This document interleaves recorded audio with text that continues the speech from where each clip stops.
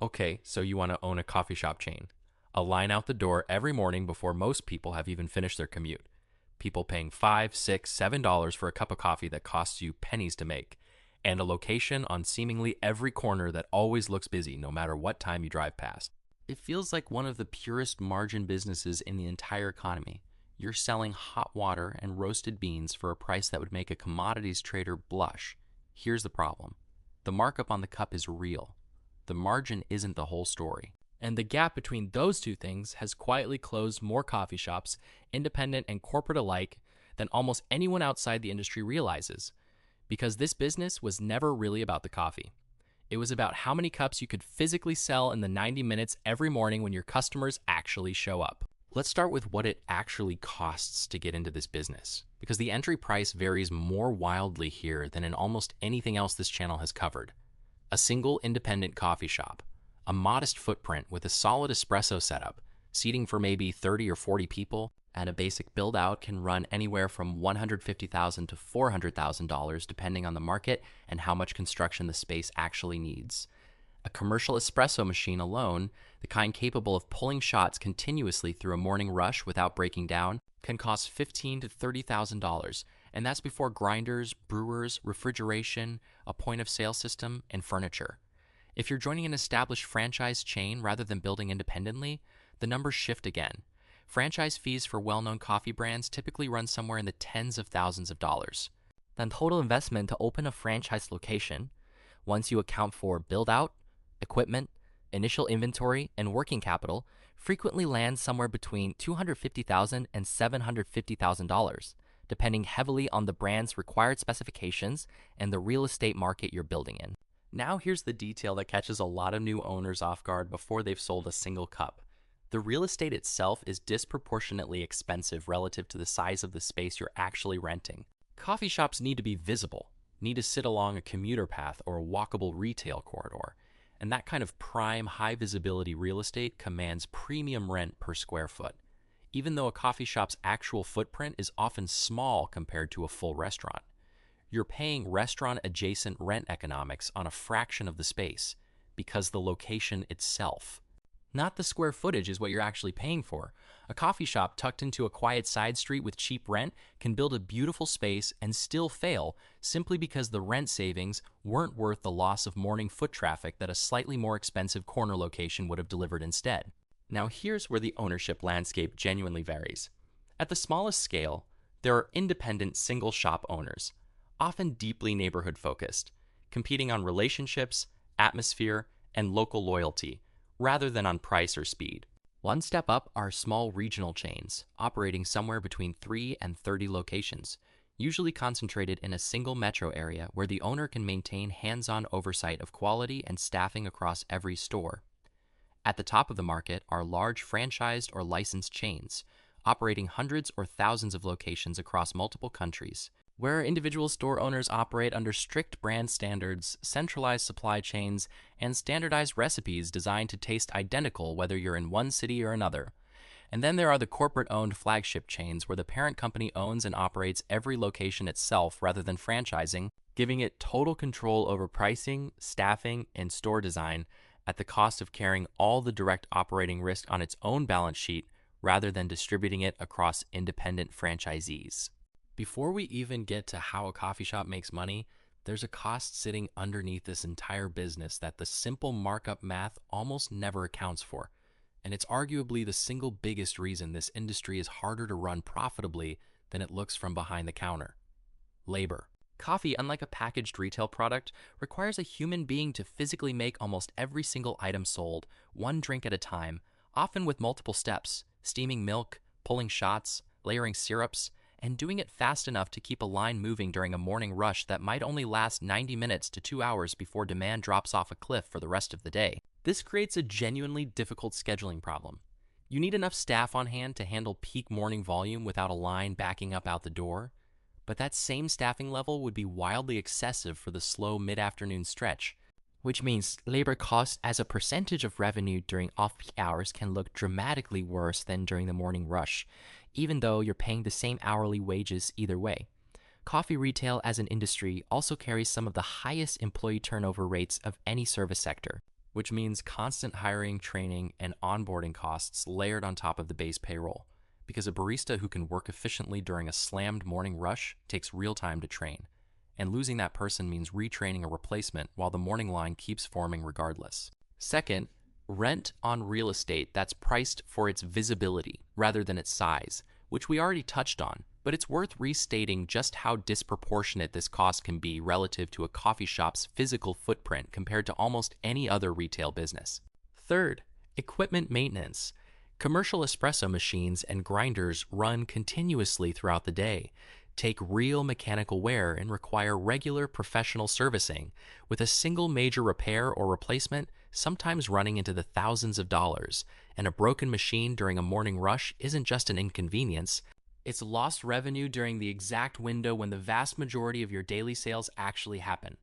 Fourth, spoilage and waste on perishable ingredients, particularly dairy, milk alternatives, and baked goods, all of which have short shelf lives and represent a direct loss on anything that doesn't sell before it expires. Fifth, if you're operating under a franchise agreement, ongoing royalty payments and required marketing fund contributions, similar in structure to what we've seen across other franchise businesses on this channel, a percentage of gross sales owed to the franchisor regardless of how your specific location's month actually went. And sixth, credit card processing fees, which add up meaningfully on a business built around a huge volume of small dollar transactions, many of them now happening through mobile ordering apps that carry their own separate processing and platform fees on top of standard card processing. So how does a coffee shop actually make money given everything's sitting on the cost side? The foundation, the thing everyone already intuitively understands, is the extraordinary per cup margin on coffee itself. The raw cost of the coffee, milk, and cup that goes into a typical espresso-based drink is genuinely small, often somewhere in the range of 50 cents to $1 depending on the drink and the quality of ingredients, while that same drink sells for $4 to $7 depending on the market and the complexity of the order. That gross margin, before labor and overhead, is part of why coffee has historically been considered one of the highest margin products in food and beverage retail.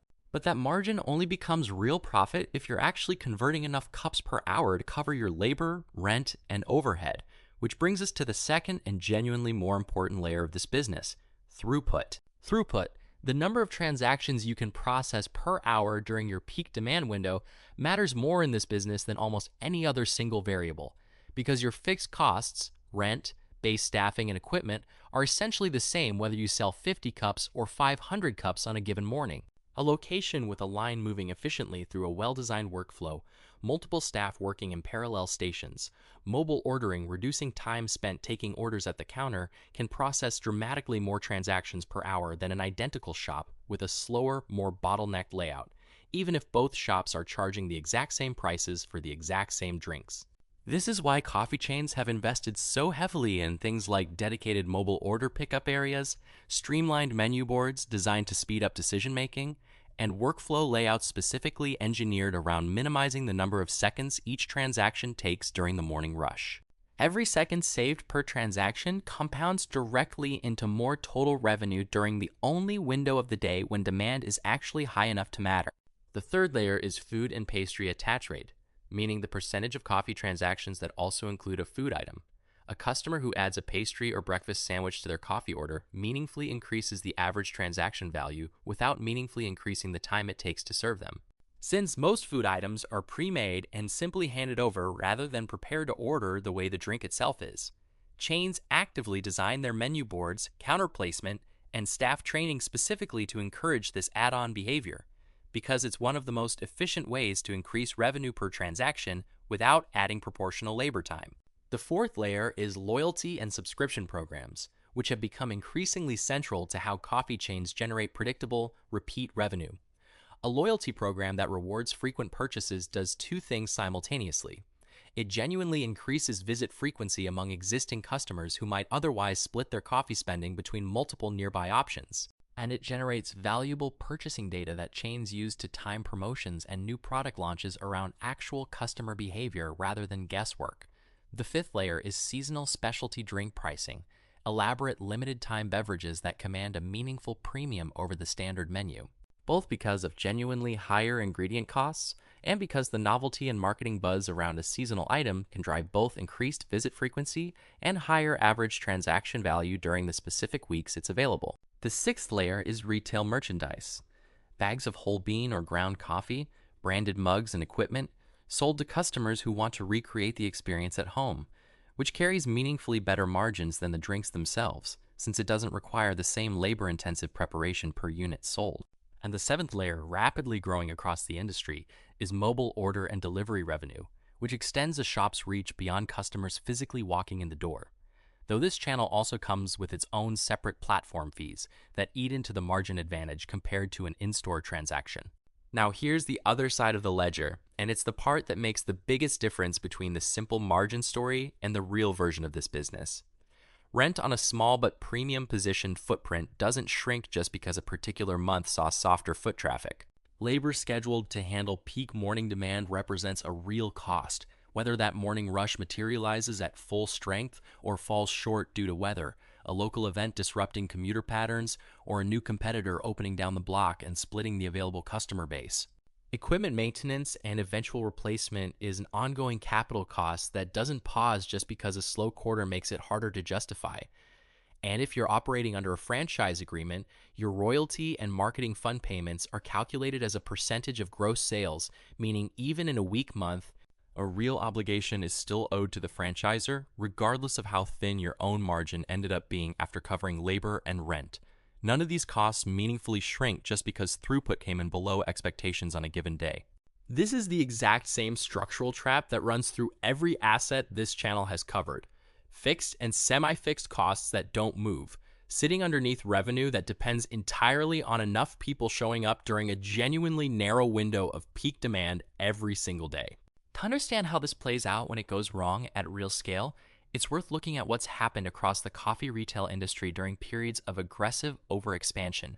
Major coffee chains, competing aggressively to capture market share during periods of strong growth, have at various points opened new locations at a pace that eventually outran the actual customer demand in specific markets, sometimes placing multiple company locations within a few blocks of each other in the same metropolitan area. When that happens, those nearby locations end up directly cannibalizing each other's customer base, rather than each capturing genuinely new demand, splitting a fixed pool of morning commuters across too many storefronts, each one now individually falling short of the throughput needed to comfortably cover its own rent and labor costs. This dynamic has led at different points in the industry's recent history to well-documented waves of store closures at major chains, where companies have announced plans to shut down hundreds of underperforming locations at once, specifically citing oversaturation in certain markets and a need to consolidate around the strongest performing sites rather than continuing to prop up locations that were fighting each other for the same limited pool of customers. The individual stores closed in these waves weren't necessarily badly run.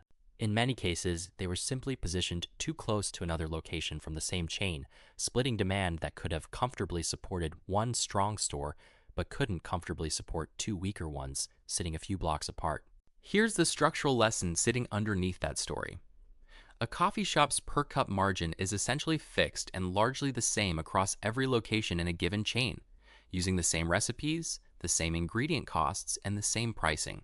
What actually determines whether an individual location thrives or struggles was never the margin on the cup. It was whether that specific location secured enough of the available morning commuter traffic in its immediate area to hit the throughput numbers needed to cover its fixed costs. Two nearly identical locations from the same chain, same menu, same prices, same trained staff can produce wildly different financial outcomes purely based on which one happened to end up on the busier side of the street, or which one opened first before a second location from the same chain showed up 3 blocks away and split the exact same customer base in half. So, does owning a coffee shop actually work as a business? The honest answer depends heavily on whether your specific location can consistently hit strong throughput during that narrow morning window, and whether you've built your cost structure, labor, rent, and, if applicable, your franchise fees, around a realistic version of that throughput rather than an optimistic one. In the strong scenario, you've secured a location directly along a genuine commuter path, heavy consistent foot traffic during the morning rush, minimal direct competition from other coffee options within easy walking distance, And you've built an efficient workflow with mobile ordering and well-trained staff that keeps transaction times low even during peak volume. Your food attach rate is solid, your loyalty program is driving real repeat visits, and your rent, while expensive per square foot, is justified by the consistent throughput the location delivers every single morning.